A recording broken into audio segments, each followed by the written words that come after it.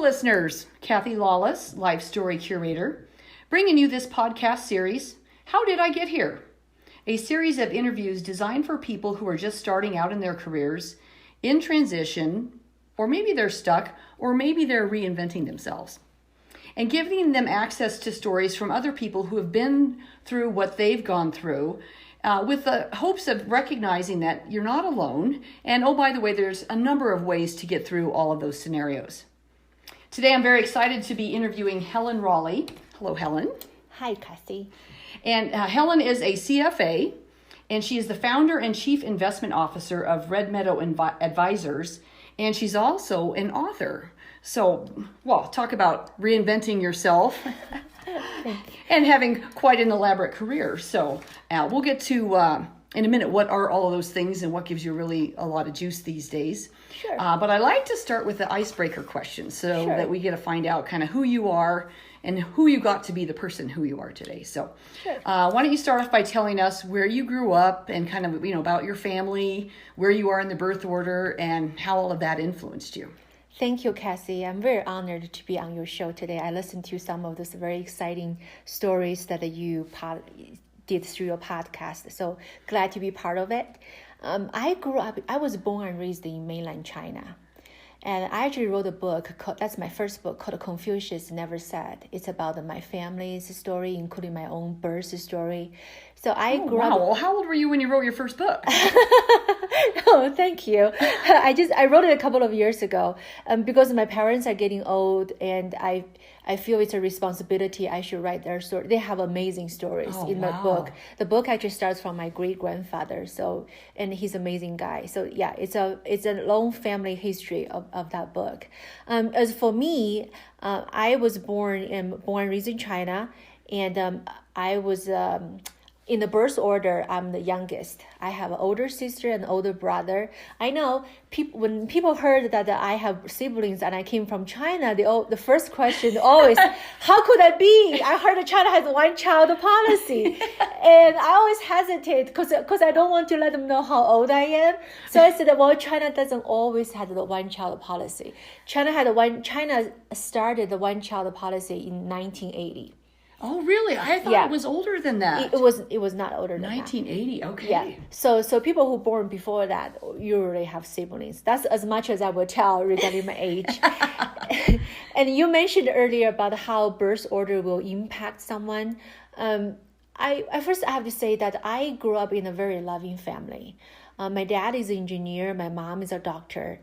And they both are very hardworking people.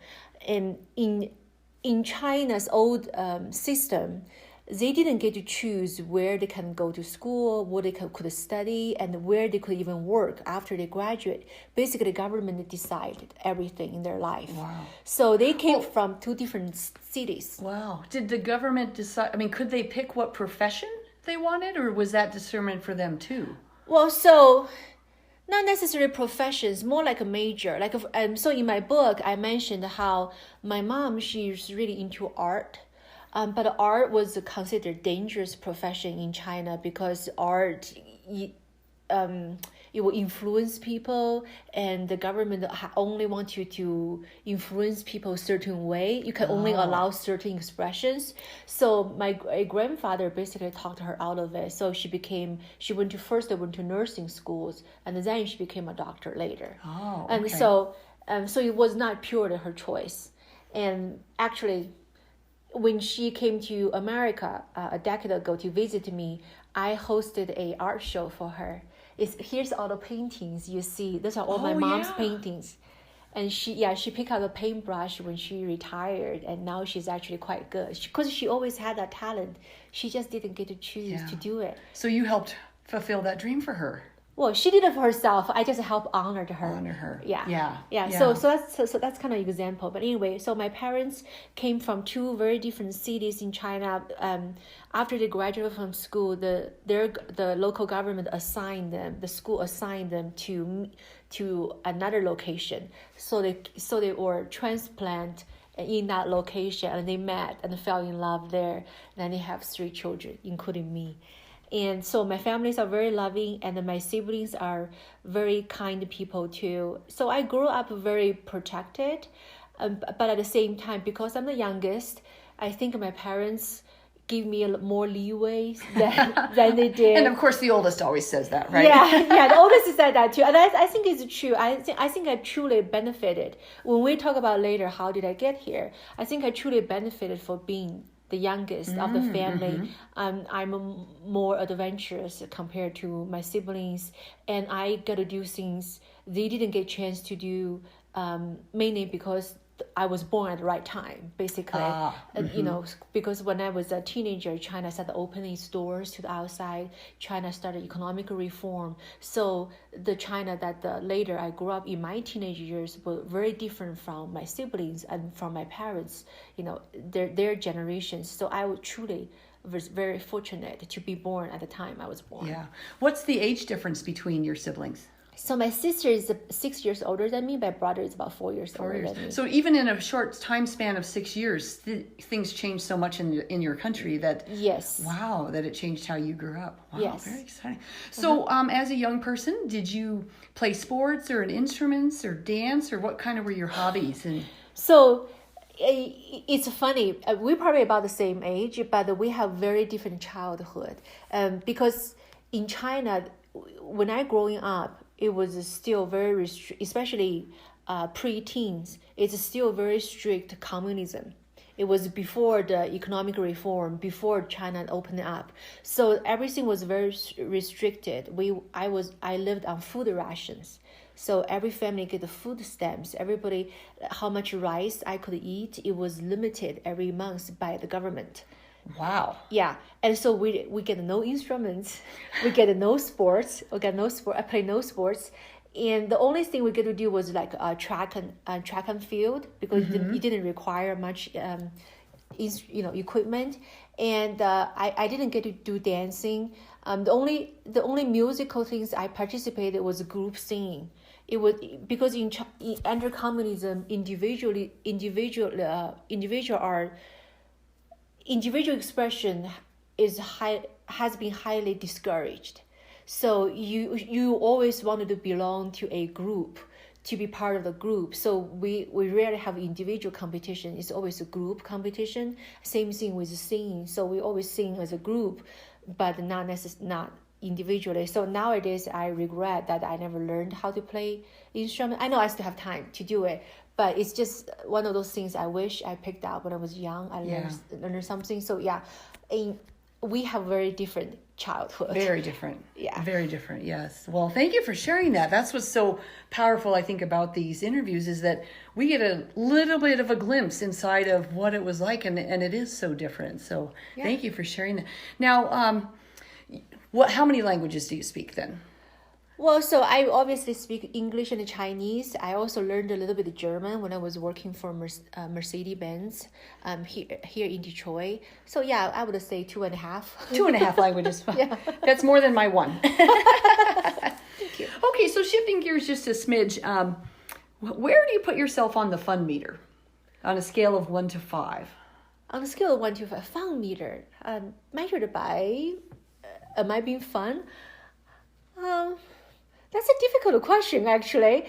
Well, I like fun. I do things for fun, like playing golf, go hiking, and I like quiet activities. Some quiet activities I think is fun. I do meditation, and I think it's fun in a different way. Yeah.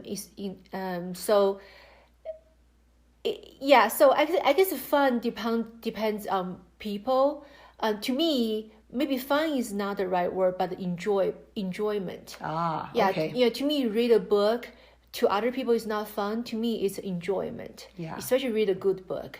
To me, have a conversation with someone like you that we can deep dive into many things I do not often get to share. To me, that's enjoyment. I love doing that.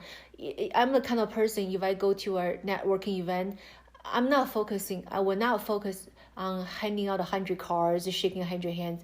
I will focus on who's the most interesting people I get to talk to. And I want to once I find that person, I want to develop some deeper conversation rather than just, shake hands, exchange cards, in a very superficial way. And I'm just at a point in my life that I'm more focused on the enjoyment, the deeper relationship building, something more impactful than more superficial fun or something flies through. Yeah. Well, thank you for sharing. I appreciate you defining what that means for you, because I think that matters to people. They understand that. So let's talk about taking risks then on kind of a same meter, 1 to 5. How do you feel you are as a risk taker? And maybe that's changed over time. And definitely. Well, if you read my story from that book, Confucius Never Said, I'm definitely on the 5 for a long time, because when I came to this country as a student more than 20 years ago, I knew no one. I had no families here. I had no friends here. I basically came by myself, and I had less than $100 in my pocket. So I had no idea how long I was going to last. Wow. But wanted to take the risk, took the risk, and wow. And like I said, I benefited because I'm the youngest in my family. By the time I'm in school, I'm in college, that both my siblings are already working, and they, especially my sister, my sister always, in my family, my sister was the one wanted to come to America. She always wanted to come to America, and because she studied Hemingway in her college, her majors in literature, so she admired Ernest Hemingway, and she always wanted to come to America to visit Hemingway's house and to study Hemingway. And so she actually deeply influenced me, because I'm 6 years younger than her. I had no idea until she started talking about it. And you're kind of looking up to her too, right? Yeah. So she's working on her English really hard. She's studying for the TOEFL test. So she just motivated me. So I'm like, oh, that sounds kind of interesting. I just, I'm not just I'm not like her little tail anyway. Wherever she does, I'll follow up. So I kind of did it. But back then, China was so poor, and she couldn't even afford the. It cost about $100 to take the TOEFL test. That test is for people who speak English as a second language. Basically, it's a language test organized here in the United States. You have to pass the test in order to apply for study opportunities in the United States. It cost about $100 back then in 1980s. My sister, our family couldn't afford it, and so she didn't get a chance to take it. But by the time it was my turn, when I was in college, everybody's working and China's opening up, and so people began to make a little more money than it used to be. So I, even for that, I mentioned I had less than $100 in my pocket. Even for that, and for the airline ticket, everything I ever had was because my whole family put their entire resources behind me to support me to pursue that dream. So I am incredibly lucky. If I wasn't the youngest, I probably would not be here sitting in front of you talking about this. Yeah. Wow. So the whole family then was kind of your sponsor to get over to the United States. Whole no pressure. You better succeed. Yes, exactly. And I'm telling you, you're not joking, because there were times, when you're young and you're here all by yourself, you didn't know anyone, you didn't know anything, and there were times you fell into despair. And many times it was that family strength from my family, love and support from my family pushed me to say, I cannot fail, because I have 4 people behind me. They gave me everything, literally everything. They even have to borrow money. My mom had a little notebook that she recorded everybody's name and the amount of money that she borrowed, our family borrowed, in order to send me to the United States. Yeah. That is, It is. So very inspiring. Yeah. So I was so driven. I'm like, I cannot fail. No. Well, and this was also back at a period where there wasn't cell phones. No. So when you talk about being here by yourself, feeling despair at times, lonely, and yet you can't call them because that costs money. Yeah, it used to be $3 a minute, and I couldn't afford it. So I would, it used to be, I'd also buy phone cards. So I have a classmates who, they have a phone card, like it's a $10 phone card. Normally they will use for $9 of it, have $1 left. It's not enough to make a long conversation. Yeah. They'll give it to me. Then I would call my family, and you won't have enough time to say hi, basically. But it's enough to let them know I'm okay. Yeah. So what my family did for me was they wrote letters. Every week I receive a letter from my family. I still have those letters. Do you? Yeah. Oh, wow. They took turns. So I would receive one from my dad, one from my mom, one from my sister, one from my brother. It just, every week somebody would send me a letter. You must look forward to those letters. Yes. Yes. Oh, wow. Well, thank you for sharing that. That gives us great insight, I think, into kind of how you got started in life. But we're going to dive even deeper into that. So tell us a little bit about what you are doing now. What caused you to get your CFA and what that is. Sure. And, and that you founded your own business. Yeah. So I got a CFA back in 2003. When I was working for Citibank, that was my first job. I graduated from University of Wyoming with an MBA. I came to Denver to looking for work, and the Citibank at that time has a credit card division here in Denver. So that's where I was fortunate to hired into that division. And so I started working for them. And that was my first corporate America experience. I started at the department was all men. I was the only girl. So my boss told me I was the only one who did not grow a beard that he hired. But they were all very nice, very incredibly nice people. And they not only teach me how to do programming and financing, but also teach me slang words in English, because that's something, you normally do not learn. Oh, yeah. And there's so much slang that we take for granted. Yeah. That, we just know that's culturally, it's not have anything to do with anything else, except for you grew up here, you watched the TV shows or the movies or the radio. Yeah. Yeah. So one of my colleagues, again, it wasn't my idea, but one of my colleagues was studying for CFA. So I'm like, what is that? So he told me, CFA stands for Chartered Financial Analyst. It's a designation considered gold standard in the investment industry. And but at that time, there were about less than 1,000 people around the world has that designation. Oh, wow. Yeah. So it's the gold standard, It's right? a gold standard. Yeah. I mean, not easy to do. It's rare. Yeah. It's very difficult. They have a 3 levels exam. Back then they only offered 1 exam per year. So the fastest way you can get it was 3 years if you're lucky to pass every exam. And not have to take it more than once. Exactly. And the exam are incredibly difficult, and they grade by curves too. So basically, by curve. Yeah. So they intentionally keep the passing rate low. Again, make it more rare and prestigious. So he was studying for that. He didn't pass the level 1. I'm like, you know what? I think I can do this. I'm just the kind of person that I always need some kind of challenge in my life, like looking for something new.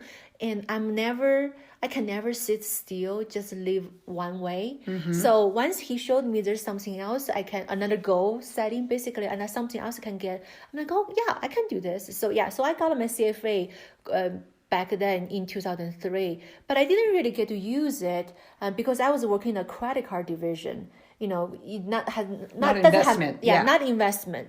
And so, and then I run into visa issues because I didn't have any family here, and I was here after being on a student visa. When I'm working, I was on a work visa. So the work visa has a limitation. It's only good for 6 years. So after 6 years, I either have to get married or have my employer sponsor me a basically immigrant visa in order to stay here legally. And at that time, Citibank couldn't do it. So, but Mercedes-Benz offered me a job position, and as a part of the incentive, they were willing to sponsor me for green card. So I just packed up and moved to Detroit. I had no idea Detroit had one of the highest crime rate. I didn't know until later I accepted the job and my colleagues told me about it. And I also, for my trip. My first graduate degree, I got my first graduate degree in upstate New York. So my MBA degree at the University of Wyoming was my second one. So I moved from upstate New York to Wyoming. First cross country trip, I rode the Greyhound bus, 3 days and 3 nights. I sat right behind the driver because I was told that's the safest spot. I didn't know they have a bathroom on the bus. So I always have to wait it until we get to a station. Yeah, I know. It was just, talking about being adventurous. So, but anyway, so when I accept a job offer from a Mercedes-Benz, I have to move from Denver to Detroit. So for my second cross-country trip, I had my own car. But I didn't know how to use what do you call it? You set the speed. Oh, yeah, the cruise control. Yeah, I didn't know how to use cruise control. So my colleagues, all guys, they said, well, you better learn how to use cruise control because you're about a lot of driving because you're very tired. So they took me to the parking lot, showed me how to use cruise control. Yes. So for my second trip cross country, I drove 2.5 days to reach the Detroit. And I started with the auto financing. So it's financial related, but it's something new. Yeah. Okay. But still, it gave me a whole different aspect of another sector within financial industry. I didn't know financial industry has so many different divisions, and my skill set from Citibank was transferable, but then it also opened a whole new spectrum of things. So I was involved in some amazing projects. I helped bring them a smart card. I know you remember the smart car, the tiny little car. Tiny car. Yes, it has all Mercedes engines inside. It's actually, if you sit at the driver's seat, it's actually incredibly spacious when you sit inside, but from outside it looks ridiculous because it's so tiny. So tiny, right? Well, I've been in one. I didn't realize there was a Mercedes connection to it. It is because wow. It is. So if you open the hood of a smart car, the engines, everything all have the three. The logos on there, Mercedes logo, the brand logo on there. So anyway, I was involved in the project to help introduce a smart car into the United States. So that was an amazing project. And then another project I did was we also ended my career there was basically back then Daimler, which is Mercedes-Benz's parent company, and the U.S. company Chrysler, they merged, and so. But in 2008, as we know, with the economic recession, and those plus the cultural conflict of the two companies, they couldn't really make the merge work. So they have to demerge. They have to have a divorce in the middle of a recession. Oh, yeah. So it's because it's a multi-billion-dollar company. It's a very messy divorce, and so I was involved in project. I played the part to separate the treasury and the finance departments of the two companies, to separate them. And then after the separation, I stayed with Mercedes for another extra years. Then my husband proposed, so I moved back to Denver again. Oh, yeah. So tell us about how you met him. So you met him while you were in Denver? Yeah, I met him while in Denver, and we maintained relationship, and throughout all these years. I never really liked Detroit. I hope anybody's listening from Detroit don't mind. Denver has so much sunshine. Sunshine really impacts your mood. Denver has so much sunshine. And in Detroit has only 2 seasons. And the one season is that the winter is very long. There's not much sunshine. It's depressing. So I really miss the sunshine. And so anyway, so when I moved back, I started working for Colorado Para. That is really brought me to investments. Ah, okay. Yeah, so Colorado Para is the public pension fund for public employees in Colorado. Mm-hmm. So that really moved me into investment area. That's where I can use my CFA, skills. And it was at there I realized, once I get into the investment industry, I realized, I think I can do better. I think all my skills for the years of working with, even though you think, well, what does credit card, what does auto financing, what it has to do with, investment and financial planning? It has a lot, right? When you look at your own personal finances, people talk about their biggest debt is their mortgage, and most people carry auto loans, and many Americans are buried by credit card debt, yes. And they don't know how to get out of it to set their life, get the financial freedom. So all those things are related. So you've been in all of those industries. I've been in all those industries. That's what I'm saying. Yeah. Talking about looking back, and I'm like, it all makes sense. So once I actually get my feet wet in the investment industry, then I realized I can do this. And I know I can do this with lower cost and better service, for individuals. So and my husband was very supportive. I said, I really want to start my own company. And, I want to be the one to decide which investment product to choose. And I like to work with individuals. So he was very, very supportive. I can't thank him enough, because when I started this, I had 0 client. Because most other people, they basically took their clients from their employers, and right, because they've been in the business a while. Yeah, they've been in the business long enough. Yeah. They took their clients. I mean, I can't take a public employees with me, so I have to start from 0. But Cassie, you look at where I came from. I always start from 0. Yeah. So starting from 0. No big deal. No big deal. Yeah. I mean, it was still, it is a big deal, but it's like, I've been there before. I've been there, done that. It doesn't, it doesn't scare me. And then I also, again, family. I have an incredibly supportive spouse, and, he's willing to take all the risks to let me, pursue what I wanted to do. So so that's where I got started. My sister-in-law was my first client. I saved her check, and I took a picture of her check, just saved it framed it as my first, milestone. Check. Milestone. Yes. And nowadays I manage multi-million dollars and, investment portfolios. I have, several dozens of clients, and most of them are women. Again, I didn't start out that way. I didn't say, again, I started from 0. So I wasn't picky. I didn't say I'm only going to work with certain people or only going to work with women. I would work with anyone, right? But women are incredible. After I had a few female clients, I realized women are incredible, because women love to help other women succeed. And women, if you treat a woman well, she will be your best marketer. You don't even have to ask her. Men's different. Men, for my male client, I usually have to ask to say, hey, do you know anyone that can use help? Are you happy with my service? If you do you know anyone else, can you introduce me to? Men always like, no. I mean, yes, they will say, "We like your service. Yeah, let me think about it." Normally, you don't hear from them. But women, I don't have to ask. Women will say, "Oh, you should talk to my sister. You should talk to my girlfriend. Let me introduce you to my daughter." I mean, women just incredible. If they love you, they will introduce you to the whole network. They will be your best champion. So that's how I grow my business. I didn't really do much marketing. And plus, in my profession, there's a lot of restrictions what you can or cannot say in the marketing. Yeah. So I basically grow my business through word of mouth, and my female clients are my best champions, and I love them dearly. So now majority of my clients are women, and many of them know each other, one way or another, because they did this through word of mouth. So that's how I got here, started my business.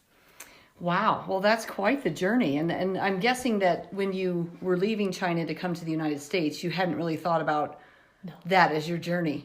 When you did leave China, then what college did you go to first, and kind of what was your major at that time? What was your mindset? So my first college was upstate New York. It's one of the small colleges of the SUNY system. It's a College of Oneonta, and my major was business economics. So it was business, yeah, financial side, yeah, but economic, more on the economic side. Yeah, okay, yeah. So more macro stuff, and then, I was told, the only profession I could get after that was, either get a PhD or become a teacher, and none of them sounded appealing to me back then. So that's why I went to University of Wyoming, got an MBA. I thought MBA is more applicable to what I want to do. Yeah. I always wanted to do business, because I look at my parents. Again, going back to where I came from, I look at my parents' life, just that they didn't get to choose what they wanted to do. And we were always poor. Everybody else was poor. Everybody else was poor too. But it's just from that childhood life experience, like grow with ration, grow with restrictions, limitations, material-wise, and look at how my parents didn't get to fulfill what they really wanted to do. Like my dad, he loves literature. Like he's an engineer, but he's probably the most literate engineer you're going to meet. And he had this incredible curiosity about what's happening outside. So he should be an author. if he had a choice, I know he wanted to be an author, not an engineer. Yeah. And again, he didn't have that choice. So to me, those things driven me is, I must make money, and I must be successful. And back then, the only thing seems can fulfill that is to go into business. So that's what I did. But of course now, we mentioned before that my goals changed. Making money and be successful in business is not that important, anymore. There are other things that I want to do that have are more meaningful, impactful. But those were the things have driven me to where I am right now. Yeah. It's because those childhood experience and witness how my parents and my grandparents lived, how our neighbors lived. It's all those things still had impact on me. Wow. Yeah. Because that's what got you here, and it drove you for a long time. Yeah. I can only imagine. I wasn't there, and I had, my story is different, but that just seems like, to know all these people were counting on you and wanting to see you succeed and helping you succeed. So therefore, what is that next step for you? So what, kind of brought you to today then, in terms of, so you decided to go out on your own because you felt like, you could bring a better service, better pricing to the world. Right. What else is going on for you now in your mindset? Because you're also, I know one of the ways we've met is through, you want to be on corporate boards as a director. Right. So I mentioned earlier, I'm a person never sits still. I always you mentioned. And everything you've said, never sitting still. So true. Yeah, thank you. Yeah, I was looking for what's the next thing I can challenge you to. I like the expression that I'm looking for a bigger table.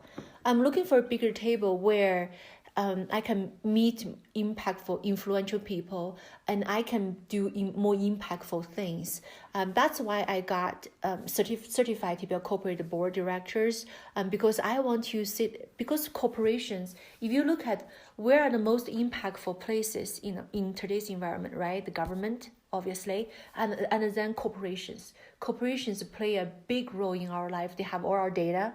They know what we're doing, where do we live, and we use their product and services. They know everything about us, and how can they do this or more ethically, and how can they make sure they impact people's life in a more positive way? Those are the things I'm curious about. I know the only way I can become more influential to to have an impactful in the society, one of the things I can do is to get on corporate boards, to be at a big table, to be at the people who are making decisions, to be with people who are already influential, and the decision they make will have big impact for the rest of us. So I want to be there. I want to be part of that decision-making process. That's why I got the certification. I'm also writing a lot more. Like, I think my dad passed down his literary genes to me. Not your sister, because that's originally what she wanted to be, right? She wanted. She became a journalist. Oh, did she? Yeah, she becomes a journalist. So yeah, she's still doing that. She's doing that for a living. I'm doing it as a hobby. She's doing that for a living, and so. I found that writing is a therapeutic. Because today we live in such a fast-paced movement, right? Oh, yeah. Everything, if you can say in 140 characters, or you can use emojis, and doesn't count. But there's so many things that gets lost in those. So I like to write articles. I like to write books because it gives me a chance to gather my thoughts and put it on the paper so I can re-examine them again to say, okay, does this make sense? Am I presenting my argument, try to influence policies or cultures or things that I think is important? Am I trying to influence in the way that I wanted to? And I only started writing 4 years ago, and I first wrote my first book. Then I started to write the first book, Confucius Never Said. And then I started writing articles for free, to just small blogs, my friend's blog, and then here online magazines locally, and then Denver Post, and then just gradually now I got published on Wall Street Journal. I got published in the National Review. I read regularly for the Federalist. It just now I actually have a national platform. Several of them. Wow, that will pick work. up one of your articles. Yes. Yeah. So what sort of topics are they? Financial investment or no, mostly are policy related. I'm passionate about immigration reform, given my own experience. Cassie, you would not believe it took me 17 years to become a U.S. citizen. I followed all the legal steps.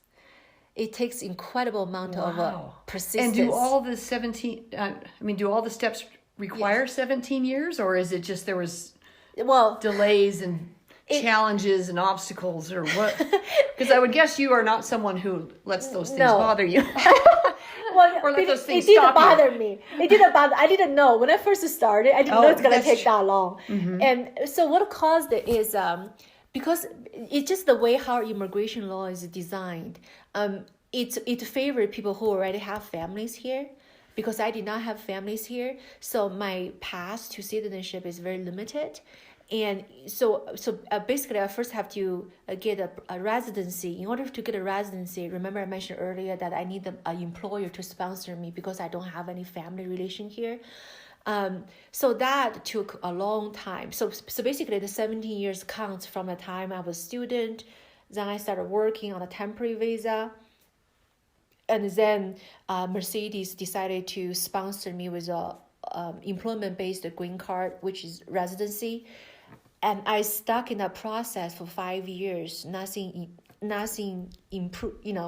No movement. Yeah. There was no movement. It's because there's such a huge backlog in our immigration system. Everything just moved incredibly slow. So eventually, my husband got married, so I have to cancel that application. Now he's my family relation. He could sponsor me. I became a resident like that. And then after becoming a resident, you really have to wait for 5 years in order to apply for citizenship. So all those things add up together. Wow. 17 years. Yeah. So what year did you get your citizenship then? 2013. 2013. Wow. Yeah, it's one of the happiest days of my life. But ever since I became a U.S. citizen, because then now I can vote, I took that responsibility seriously, and also I become more passionate about policy change, because I know this is a great country. And our immigration system simply is so outdated, so overly complex. It doesn't work for immigrants and for the national interests of the United States. So we can do better. So I actually wrote my second book. It's called The Broken Welcome Mat. And I offer, based on my own experience, but this one is not just a personal story, but mainly a focus on policy changes. I actually give recommendations to policymakers to say, here's other things I believe can make our immigration system better. So that book received some attention, and so that's when I started writing. Articles, I should say. When I started writing articles, I started writing mostly on immigration issues, immigration reform ideas, and then gradually I shift that to foreign policy issues and social issues. Just kind of gradually expanded as I write more, as more platforms accepting my work. Now I just expanded my topics, wider and wider. Again, I started from zero. I started writing for free, just talking about the things I know back then. That one thing that I was passionate about on immigration. And then I wrote a book. Then I just gradually started writing more and more and more. Wow. I'm sitting here just blown away because on every front, it seems like you get into something and then you, like you said, you don't let challenges stop. You always want a challenge. You kind of move forward. You learn. You become kind of a master in those areas. And then now you start writing about them and sharing that with others. But you've also kind of gravitated toward those things that are so important to you. Yes. That you've kind of been through yourself, but you want to see that how can others maybe benefit from what you've learned, or maybe a change in policy. How can we make this better? So some immigrant like me in the future doesn't have to wait for 17 years, because had I know I have to wait for 17 years, I probably would not know. I would not have done that. Yeah. Nobody wanted to do that, right? It's because I was in the process. I had no idea this is how long it's going to take, and there were moments of despair. Like I don't think I could take it anymore, and so I really. immigration reform is one of my biggest passion, and I believe I have good ideas. I have good policy recommendations. I believe there are ways we can make this system better, so other people do not have to wait for 17 years, to become U.S. citizen. Yeah. Wow. I'm also just very curious about, you grew up in a communist country with, communist values and ideals. Yes. And yet you moved to a country that has more about capitalism and business. How did you make that mind shift? Well, or were you connected to one or the other, or just share that? It just feels like it's so, if you're in that mindset, how do you even know that there's another way to do things, and yet now you've come over here and you've really kind of maximized this environment. Thank you. That's a really good question. And I have to say, not everybody make that transition easily. I think it takes concrete personal effort. So, and part of it is just basic humanity, right? Doesn't matter whether you grew up in communism or capitalism. We all want something similar on the basic level, right? We all want to have a roof over our head. We want to have food on our table, and we all found the fulfillment. We get to choose to do what we really want to do. Get to live a life we choose it, not somebody imposed on us. Yeah. And we only found the fulfillment. We get to live a life we choose. And to me, that's something universal. That's something, doesn't matter where you grew up. Not everybody get to universally live like that, but that's something universally desired. So to me, that's a part of the humanity. And a part of it, when I mentioned about a concrete effort, is that is why I do not think immigration is a panacea to solve the world's problem, because I don't think everybody's going to be happy become as an immigrant. I don't think going to another country is always the best solution, because it's hard. It's incredibly hard. Going to another country, say goodbye to your family, leave everything you're familiar with, including the food, and the language and the culture, and go to somewhere you really have to reinvent yourself. You really have to reinvent yourself. Otherwise, you will not be happy in that environment. And there are people who live here in the United States for decades. They do not speak English, and they are not happy. They never go outside of Chinatown. They never go outside Little Italy, and they basically moved wherever they came from with them and just stuck in that environment. They're not happy. So I think on a personal level, that in order to, like you said, to maximize this new environment, I really have to put myself out there to say, I'm willing to assimilate. I'm willing to learn the language, not only just learn language. I actually want to write in this language. I want to speak in this language. I want to get paid writing this language. I want to get paid speaking language. I want to be good, right? Yeah. Not just basically hi, just goodbye. Basic. Yeah, not just basic. I want, I want to watch Seinfeld. I want to watch, I learn about the Star Wars. I want to be able to communicate. I want to learn the slang words. So I really, that take a lot of effort, really try to be part of this culture. And I think that is important to live a happy life as an immigrant.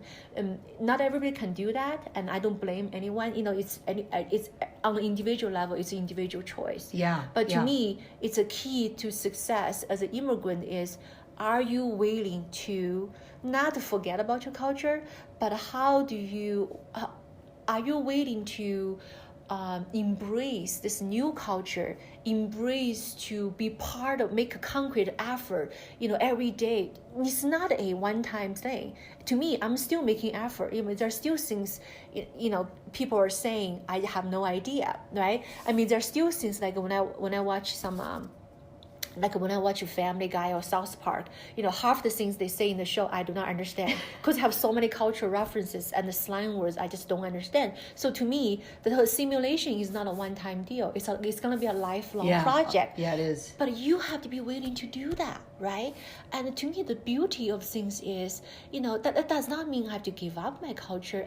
Look here in Denver. Just use Denver as an example. When I first moved here, there was one Asian grocery store. There was one Asian, newspaper, Asian Chinese language newspaper.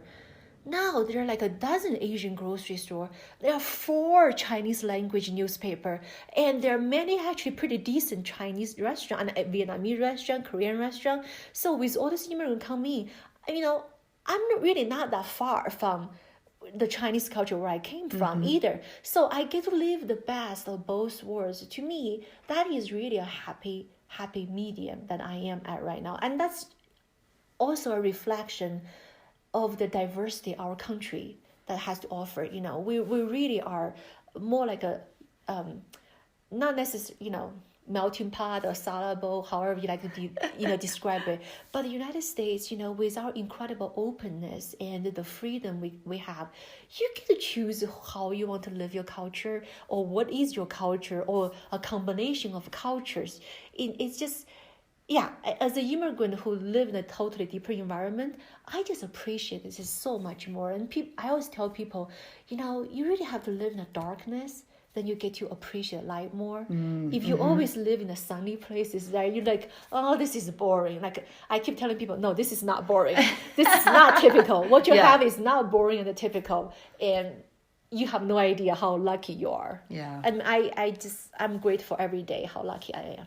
Well, what an inspirational wrap up. I mean, I just thank you for how you brought that all together. And that's a beautiful saying, that you don't know the light unless you've seen the darkness, and you can't maybe appreciate it. And so, are there any other suggestions you would have for someone that's kind of reinventing themselves? Or, I think we both talked about when you've been in that corporate space for a while, it was so important, right? That, I got to get that first job, and then I want to work my way up and promotion. Get that title. Get the title, and then I need more responsibility. But now your focus is really on, you want a bigger influence. Yeah, I want to be impactful. Yeah, and I love that, a bigger, I want to be at the table. I want to be at a bigger table, I think is what you bigger said. Table. Yes. So for people, my advice to people who want to reinvent themselves is start from their strength, start from their passion, interest, right? Because like I mentioned, when I started writing, I didn't just pick out anything. I mean, now I can write almost anything. Yeah. But back then, I started from immigration. That's something deeply, impacted me. I have a lot of things to say about it. And been through it. Been there, done that. But I feel like I have idea to make it better, talk about being impactful. So that's what driven me to say, okay, I can use this other, a means, other platform to get my ideas out, to influence change. So I would, encourage anybody who's looking for reinvent themselves. It's, you can do something totally different, but still starting from your strengths. And also don't underestimate what you already have. And I actually made that mistake because for a long time, I wanted to get rid of my accent.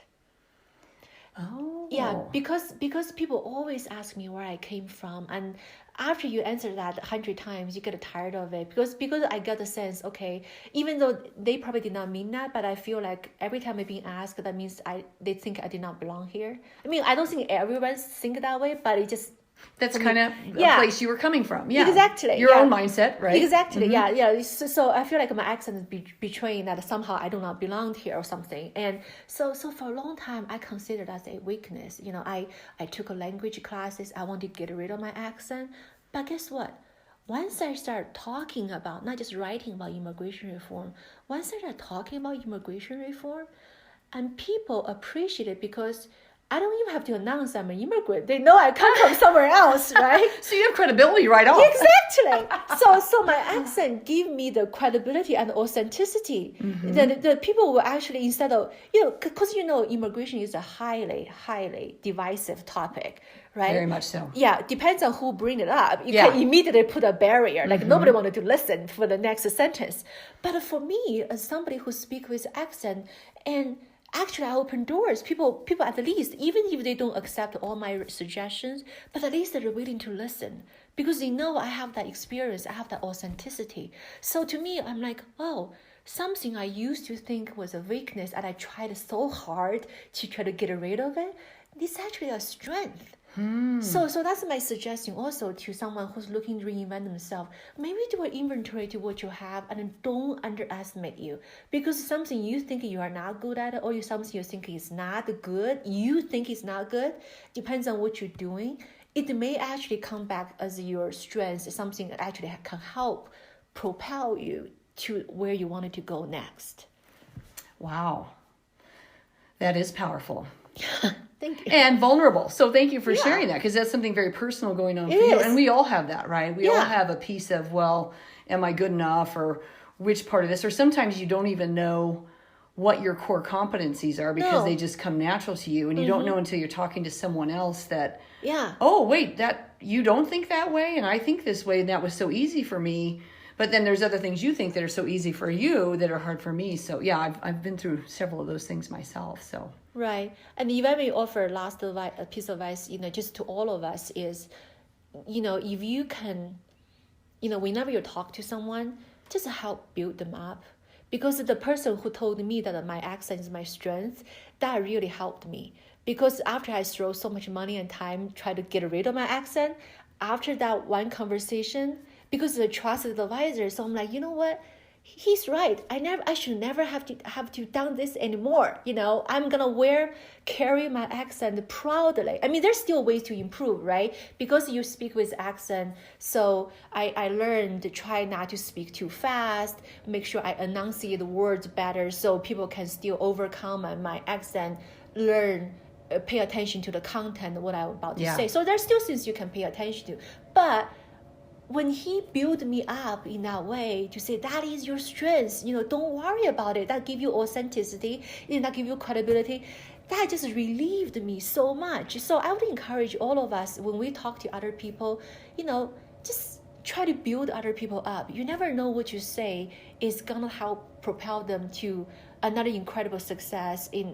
Just help build people up. Instead of tear people down, build them up, because it made a huge difference. It's funny, what just occurred for me is there was a point in my career where some of my favorite colleagues were calling me the Matrix Queen, because I had this way of taking information and putting it like in a matrix, that really organized the information. And I started feeling really weird about that, and I didn't really understand what the value was. And then I got on this nonprofit board, and and I that became something I did there because it helped me understand things. But what I didn't realize then is I did have someone build me up with we need you to do a matrix, Kathy. And I was like, oh, and then I did start to see it then as a strength, even though for a while I don't know, because it came easy to me, and this is what I did for myself. Sometimes I didn't share it with other people, but then I started to see that. And then this person said, you need to own it and step out there and really boldly put it there and recognize this is a gift of yours. And I'm like, oh, and again, in a way I thought they were making fun of me. Right. But really, they were like, no, we need a matrix, and you're the best one to do it. So yes, that's great lesson. Important. Great lesson. That is so important. So, well, Helen, I got to tell you, we're coming up on our time frame here. I wish I could keep talking to you all afternoon. And I got to tell you, what I'm saying to a lot of my interviews is I do want to reserve the right to, like, a year from now, come back and interview again and see what new books you've written, what tables you're sitting at, and how you're influencing the world. So I hope you allow that to happen. So. Absolutely. Thank you. Thank you for these incredible opportunities. And thank you for everyone who's listening. I really appreciate it. Well, listeners, if you enjoyed today's interview, please subscribe to the podcast. You can find us on the podcast is How Did I Get Here, but my website is lifestorycurator.com. And again, this is a wonderful story of how you can reinvent yourself, and only you, I guess, knows how you can reinvent yourself. So look inside, look at your strengths, and see where you can go. Thank you.